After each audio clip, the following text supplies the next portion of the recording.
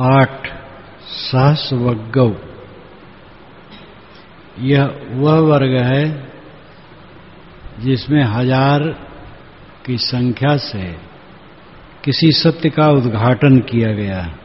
सहस्रमपि चैवाचा अनर्थ पद संहिता एकम अर्थ पदम सेयौ यम सुत्ता उपसम्मति। सहस्रमपि चैवाचा, चे यदि, हजारों वचन हैं लेकिन अनर्थ पद संहिता निरर्थक पदों का संग्रह है, तो उससे क्या होगा? हजारों वचन हैं लेकिन उनका कोई सही अर्थ नहीं, कल्याणकारी नहीं। जैसे महिमा के वचन हैं, महाराज आकाश में उड़ते हैं या उड़ते रहे, सबके मन की बात को जान लेते थे, जो चाहे सो कर दे, बड़े समर्थ थे। बैठे थे पेड़ के नीचे, उन्होंने संकल्प किया, पेड़ गायब हो गया, फिर पैदा हो गया। चंद्रलोक की यात्रा कराते थे, स्वर्ग घूम आते थे, बड़े समर्थ थे। भगवान ऐसे हैं, जो चाहे सो कर दें, चाहे सूरज पर कमल उगा दें, चाहे कमल पर सूरज। अब ये सब से क्या मतलब है? कोई महात्मा रहे, कोई सिद्ध रहे, कोई अवतार रहे, कोई पैगंबर रहे, कोई औलिया रहे, और वे जो चाहे सो कर डालते थे, लेकिन उससे हमारा आपका कल्याण क्या है? लंबी चौड़ी बातों से कोई किसी का लाभ होने वाला है? हमें आपको करना क्या है? हजारों हजारों वचनों के संग्रह, संहिता, संग्रह, अनर्थ पद संहिता, अनर्थ पद संहिता व्यर्थ पदों का संग्रह है महिमा में। क्या मतलब है? एकम अर्थ पदम सेयौ यम सुत्ता उपसम्मति। एकम अर्थ पदौ सेयौ, एक ही अर्थ पद, अर्थयुक्त, सार्थक, विवेक युक्त वचन हो, एक ही वचन हो। सेयौ वो श्रेष्ठ है। कौन? यम सुत्ता उपसम्मति। यम सुत्ता, जिसको सुनकर मन में शांति आए, बोध आए, भटकना बंद हो। मन भटक रहा है, भटकना बंद हो, शांति मिले, एक वचन काफी है। बड़ी बड़ी पोथियां, क्या पंडित की पोथियां रात दिवस मिल गए। एक पंडित जी मिले, बड़े बर्बर थे, विद्वान थे, बैठे। मैं पूर्व आश्रम में था, वहीं आए, 2 व्यक्ति आए। तो एक थे जो पुराने जमींदार कहलाते हैं, इलाकेदार, और एक वो पंडित जी थे। पंडित जी से तो मैं परिचित था, तो बैठे, बातचीत हुई। तो उन्होंने कहा कि मुझे जान गए थे, कबीर वाणी पर मनन चिंतन करते हैं। तो कहे, कबीर ने तो सुनता हूं कहा है, क्या पंडित की पोथियां रात दिवस बर रहा है? उनके बर रहा है नहीं, मिल गया है। क्या पंडित की पोथियां रात दिवस मिल गया है? तो खूब मगन थे, और उनसे कह रहे थे, जो आधा तिहाई जानते थे, कबीर ने किसी को छोड़ा नहीं है, सबको फटकारा। ये पंडित लोग बर्राते रहे, अपना पंडित थे और प्रवक्ता थे, कर्मकांड कराते थे, पुरोहित थे, भागवत कथा कहते थे, करबदर संस्कृत भाषा थी। खूब हंस रहे थे, वो खूब कह रहे थे। कबीर ने किसी को छोड़ा नहीं, खूब फटकारा है। तो पंडितों की उल जुलूल बातें फिर उद्धृत करने लगे, एक तरफ से खूब लंबा चौड़ा। और पंडित थे ही, जानते ही थे, स्वयं उसी उल जुलूल में थे। खूब उल्टा पलटा कहने लगे, पंडितों की ये बात, पंडितों की ये बात, पंडितों की ये बात। अब ब्राह्मणों के भंडार में सब्जी बनाने की और ये बात, उसकी भी आलोचना करने लगे। देखो इन लोगों की अकल। मैंने कहा भाई अब तो आप अति कर रहे हैं। हर बात की आलोचना अगर किसी के लिए आप करें तो ये कबीर साहब पसंद नहीं करते। कबीर साहब किसी के विरोधी नहीं, मानव मात्र के वे समर्थक हैं, गलत के विरोधी। तो हंसने लगे। एक ही अर्थ पद युक्त हो, सार्थक शब्द हो, अच्छा वचन हो, जिसको सुन करके मन में शांति मिले, मन भटकता है स्थिर हो जाए, वो बहुत है।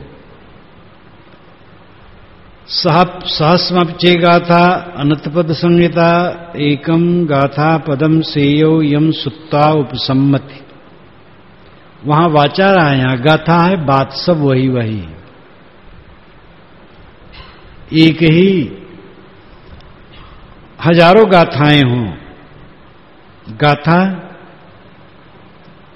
किस्सा कहानी, गाथा श्लोक जो विशेष विवरण पूर्वक अर्थ को प्रस्तुत करे सरल ढंग से। ऐसे अनंत हजारों गाथा पद हैं, लेकिन अनर्थ पद संहिता है, अनर्थ पदों का संग्रह है। लंबी चौड़ी बातें, सांप्रदायिक बातें, निरर्थक बातें, झगड़ा लड़ाई युद्ध की बातें, किस्सा कहानी की बातें, बहुत लंबी लंबी पोथी है। क्या फायदा होगा? एकम अत्थ पदम सेयो यम एकम गाथा पदम सेयो यम सुत्ता उपसम्मत। एक ही गाथा पद हो जिसको सुन करके शांति मिले, वो श्रेष्ठ है। यौचा गाथा शतम भासे अनंत पद संहिता एकम धम्म पदम सेयो यम सुत्ता उपसम्मति। सैकड़ों गाथाएं भाषे, भाषण करे, लंबा चौड़ा व्याख्यान करे, लेकिन वो सब अनंत पद संहिता हो, निरर्थक पदों का संग्रह हो, कोई मतलब नहीं। एकम धम्म पदम सेयो, धर्म का पद, सच्चे धर्म को बताने वाला पद एक ही हो तो श्रेष्ठ है। यम सुत्ता उपसम्मति, जिसको सुनकर के शांति मिले, मन को संतोष हो। यौ सहस्रम सहस्रेण संगामे मानुषे जिने एकम चा जेमत्तानम सा वै संगाम जुत्तमौ। यौ सहस्रम सहस्रेण संगामे मानुषे जिने, जिन्होंने संग्राम में हजारों हजारों लोगों को जीत लिया, तो क्या हुआ? एकम चा जेमत्तानम, एकम चा जेयम आत्मानम, अपने आत्मा को जीत लिया, अपने आप को जीत लिया। सावई संगाम जुत्तमौ, सावई संग्राम जित उत्तम, वही संग्राम जित उत्तम है। उत्तम संग्राम जित है। दूसरे को जीत लेने से क्या होता है? जब एक महंत ने मुझसे कहा, प्रसिद्ध महंत वृद्ध, उन्होंने कहा कि साहब यहां पर जमीन बहुत लोग दबा लिए थे, इसलिए मुकदमा लड़ लड़ करके सब तोड़ा और सब जमीन कब्जे में हुई। इतना विस्तार आप देख रहे हैं, बहुत मुकदमा लड़ना पड़ा है, तब ये सब कब्जे में हुआ है। बहुत देर तक कहते रहे। जब शांत हुए तो मैंने कहा, साहब मन में शांति है? तो कहे वो कहां है? साफ साफ उन्होंने कहा, वो कहां है? तब मैं कुछ ये नहीं कहा कि फिर आपका मुकदमा जीतना किसी काम का नहीं रहा। ये कहना एक बुजुर्ग के सामने कोई फायदा नहीं था, शिष्टता भी नहीं थी, इतना ही काफी था। वो कहे साहब ये कहां, अब अगर ये नहीं है तो क्या है? साधु की जमीन बढ़ जाए, मकान बढ़ जाए, ये उसकी सफलता नहीं। उसकी सफलता है आत्मसंयम, आध्यात्मिकता, अंतर्मुखता। छोटी जगह में रहे, अंतर्मुख है, तो उसने जीवन का फल पाया। और जो दूसरे आएंगे गृहस्थ या विरक्त, उनके लिए उसमें संबल मिलेगा, गृहस्थों को भी संतोष होगा।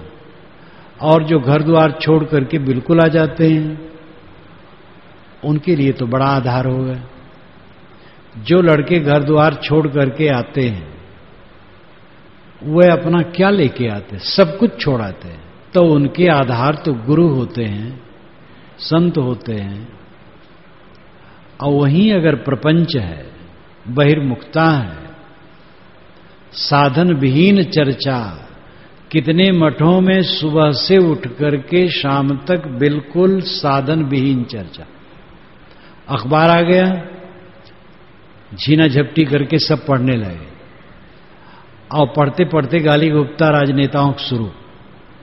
क्योंकि जो अपने मन के अनुसार नहीं, देखो रे वो क्या कर डाला, अरे वो फलनवा मुख्यमंत्री बना बैठा बेहुदा, तुम सुने हो, ये कहा है उसने, खूब हा हो हंसी ऐसी में चल रहा है खूब घंटों घंटों। बहिर्मुखता, कोई बाहर से आ गया, कहीं मुकदमे की चर्चा, कहीं किसी के राग द्वेष की चर्चा, प्रपंच प्रपंच, राम रहीम कुछ नहीं। क्या पाएंगे लोग? वो वेशधारी क्या पाएंगे? बाहर से जो आएंगे उनको क्या मिलेगा? साधु का काम है कि उस साधना में रहे, ज्ञान की चर्चा करे, कि मुखपट दीन्हे रहे यथा अर्थ भाषण, तुलसी या संसार में सो विचारयुत संत।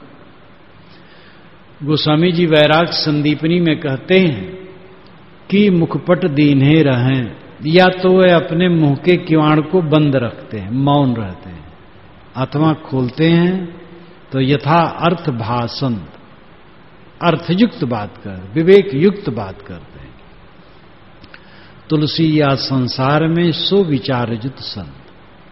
गोस्वामी जी कहते इस संसार में वे विचारयुक्त संत है। वाणी का संयम, साधना में प्रवृत्ति, अध्ययन मनन ज्ञान चर्चा। जिस आश्रम में ज्ञान चर्चा नहीं होती, कथा वार्ता नहीं होती, साधना नहीं होती, और जहां के साधु ध्यान चिंतन नहीं करते, अंतर्मुख नहीं होते, वे बिगड़ी घड़ी बन करके दूसरों को भी गलत निर्देश देते हैं।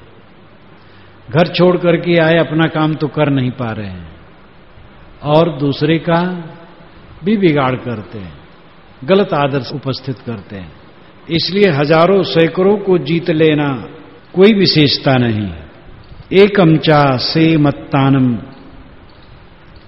सावई संगामजुत्तमौ यो सहस्रम सहस्रेणा संगामे मानुषे जिने। एकम चा जे मत्तानम सावई संगामजुत्तमौ। संग्राम में हजारों हजारों लोगों को जीता,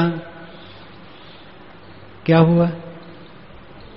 एक ही अपने को जीत लिया तो वह उत्तम संग्राम जित है, सर्व विजयी। अत्ता हवे जितम सेयौ या चायम इतरा प्रजा अत दंतस्य पोषस्य नित्यम संयतचारिणौ नेव देवो न गंधब्बौ न मारौ सह बमुना जितम अवजितम कैरा तथा रूपस्य जंतुनो। अत्ता हवे जितम सेयौ। अत्ता आत्मा हा वै, जितम सेयौ हा निश्चयवाचक है, वही निश्चयवाचक है।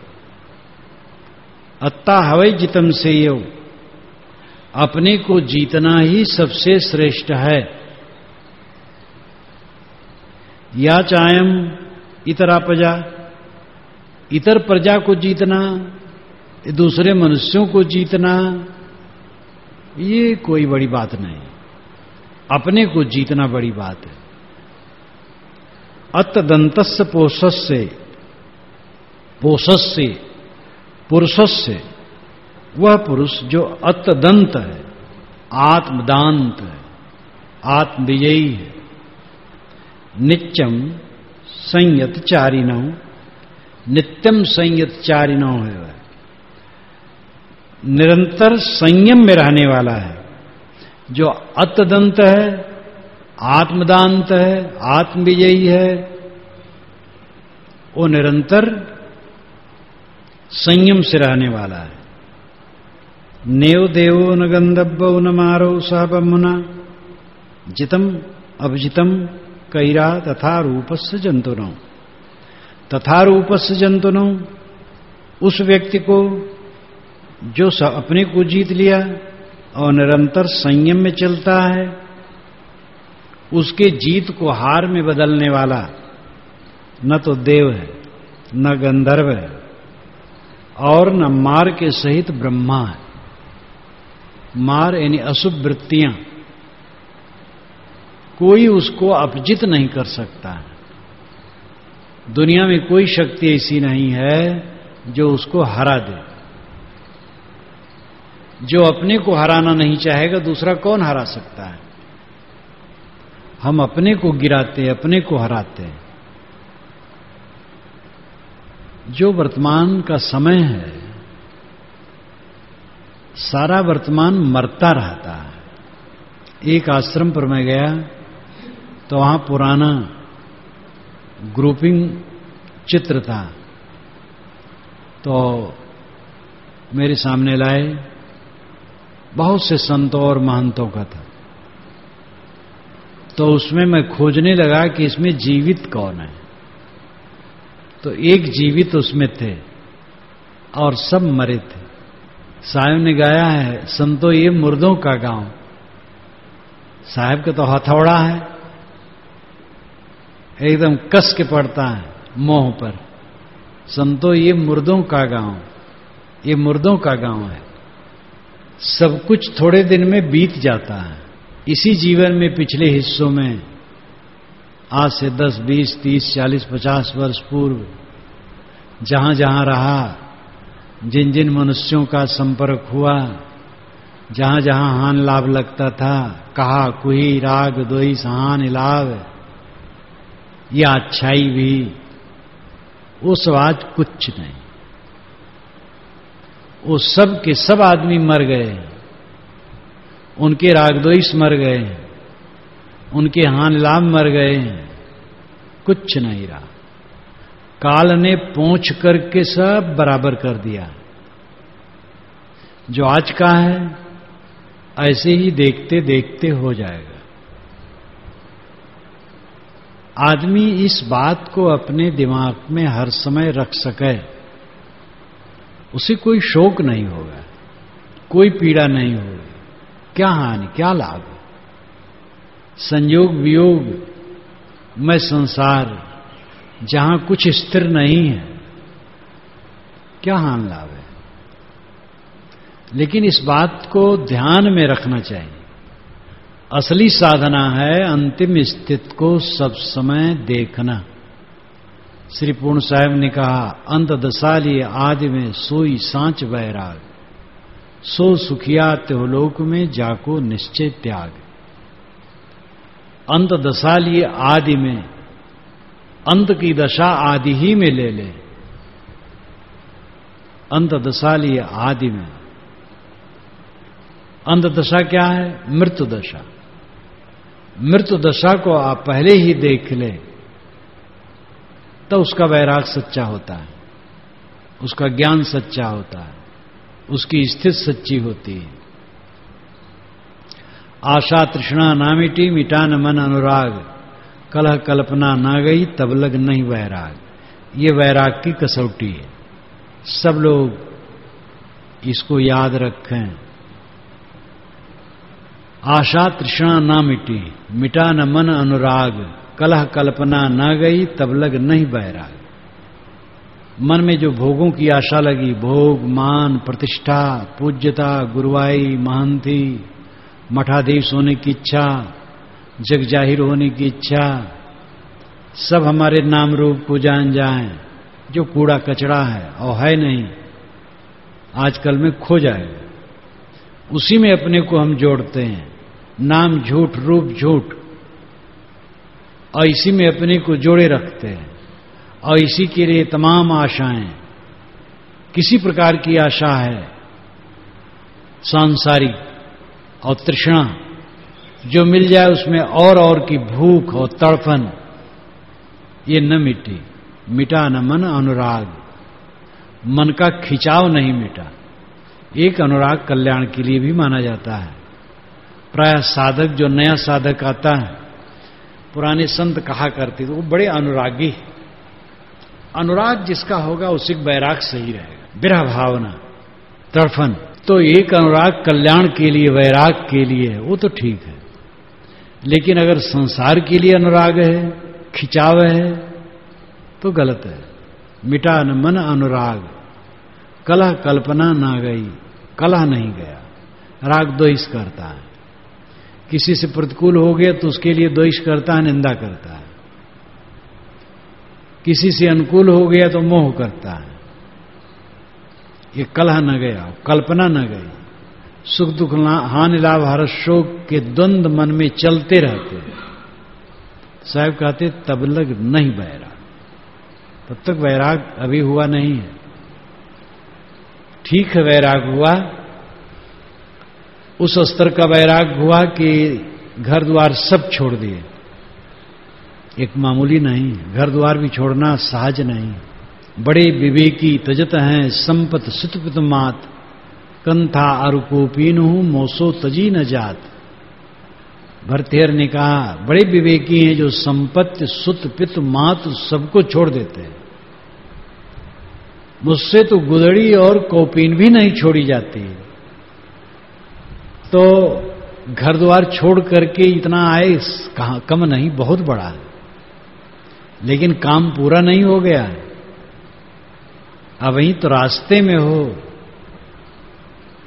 कसो अपने को इस दोहा को, मनन करो, लिख लो, मनन करो इसका। आशा तृष्णा ना मिटी, मिटा न मन अनुराग, कलह कल्पना ना गई, तब लग नहीं वैराग। मन में द्वंद्व न रहे, कोई वितर्क न रहे, कोई उलझन उद्वेग न रहे, प्रशांत मन, तब साधना की सफलता है। इस दिशा में निरंतर चलो। तो पूज्य तथागत कहते हैं, अत्ता हवे जितम सेयौ या चाय मित्रापजा, अत्तदंतस्य पोषस्य नित्यम संयतचारिणो, नेव देवो न गंधव्यो न मारो सब ब्रह्मणा, जितम अपजितम कैरा तथा रूपस्य जंतुनो। दूसरी प्रजा को जीतने की अपेक्षा अपने आप को जीतना ही श्रेष्ठ है। जो पुरुष आत्म संयमित है, अपने आप को जीत लिया है, वो निरंतर संयम से चलता है। आत्मयी का लक्षण है अन्यथा न सोचना, अन्यथा न बोलना, अन्यथा न करना, स्वयं द्वंद्वग्रसित न होना और अपने द्वारा दूसरे को द्वंद्वग्रसित न बनाना, न उद्वेगित होना, न उद्वेग देना। ये नित्य संयमचारिण का लक्षण है। ऐसे व्यक्ति के लिए वे कहते हैं ना तो देवता उसको हरा सकता है, न गंधर्व हरा सकता है, न मार वासना हरा सकती है, ब्रह्मा आए तो भी कुछ नहीं कर पाएंगे। जितम अपजितम कैरा तथा रूपस्य जंतुनो, तथा रूपस्य जंतुनो, वे उस रूप वाले जंतु, उस रूप वाले मनुष्य जिन्होंने अपने को जीत लिया है, जो निरंतर संयम का आचरण करते हैं, उनके जितम को अवचितम कोई नहीं कर सकता है, उनको कोई हरा नहीं सकता है। अभी एक साधक ने लिखा कि मेरी साधना तो ठीक है, लेकिन क्या करूं, मेरे पैर पकड़ करके लोग पीछे खींचते हैं और ये मेरी त्रासदी है। मैंने उनको लिखा कि ये साधक का लक्षण नहीं है जो तुमने कहा। साधक ये कभी कहेगा, कौन मुझे गिरा सकता है, कौन मेरे पैर पकड़ करके खींच सकता है। एक तो बहुत पढ़े लिखे, काफी बर्बर संस्कृत के श्लोक बना लेते थे और वे फिर ठीक ठाक नहीं रह पाए, गृहस्थ हो गए। तो उन्होंने पत्र लिखा कि अब क्या कहूं, मैं नारकी हो गया। लेकिन परिस्थितियों ने इतना मुझे मजबूर किया कि मैं ऐसी अवस्था में पहुंच गया। कौन सी परिस्थिति मुझे मजबूर कर सकती है? दुनिया में कोई परिस्थिति है जो किसी को संयम से गिरा दे? संयम से आदमी अपने मन की दुर्बलता से गिरता है, परिस्थिति से नहीं। पर कुछ लोग कहते प्रारब्ध ऐसा खराब था, क्या करूं, हमारा प्रारब्ध ऐसा खराब था। अरे प्रारब्ध खराब होगा तो लकवा हो जाएगा, भकंदर हो जाएगा, आंख फूट जाएगी, कोढ़ हो जाएगा, ये सब कुछ हो जाए तो कह सकते भाई प्रारब्ध खराब था। अब आदमी हिंसा कर डाला, व्यभिचार कर डाला, झूठ फरेब बदमाशी करा, इंद्रिय लंपट हुआ, तो कहा प्रारब्ध खराब था। वे प्रारब्ध क्या करे? इसलिए साधक को चाहिए ये पक्का निश्चय कर ले कि मेरे कल्याण मार्ग में रोड़ा मेरी दुर्बुद्धि के अलावा, मेरी कायरता के अलावा कुछ नहीं। सारा संसार एक तरफ हो करके मुझे विचलित नहीं कर सकता है। विचलन जिससे होती है वो हमारी मानसिक दुर्बलता और वो हमारी बनाई हुई, हमारा दुर्भाग्य अपना हमारा बनाया है। दुर्भाग्य कहो ये कहना भी ठीक नहीं। दुर्भाग्य का मतलब खराब भाग्य, दुर्भाग्य बहुत न कहना चाहिए। और दुर्भाग्य अगर है तो हमने बनाया है, दुर्भाग्य कुछ नहीं। हमारे पुरुषार्थ की कमी, हमारी बेवकूफ़ी हमको भटकाती है। अगर हम अपनी बेवकूफ़ी छोड़ दें, कोई हमारा कल्याण नहीं कर सकता है।